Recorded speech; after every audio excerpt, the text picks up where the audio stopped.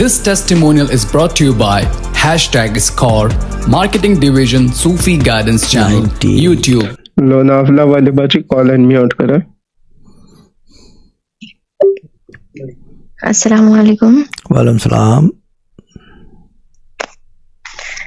जी, मेरी टेस्टिमोनी ये है कि आपने मुझे वजीफा दिया था, मैं प्रेगनेंसी के लिए ली थी, ओके, तो वो पूरी हुई। गुड। कितना अरसा पढ़ा है आपने? जी, आपने 72 डेज का दिया था, पर मैं कम ही पड़ी थी, 50+ ही हुए थे। ठीक है। और प्रेग्नेंट क्यों नहीं हो रहे थे पहले? शादी को कितना टाइम हो गया है? कोई वजह? एक लड़का है मुझे और वो 8 साल का हो गया और कोई डॉक्टर इशू नहीं था। मैंने डॉक्टर से बात भी की थी, दवाई भी की थी, कुछ महीने ट्रीटमेंट भी की थी, पर उन्होंने कहा था कोई इशू नहीं है, जब ऊपर वाला चाहेंगे जब ही होगा।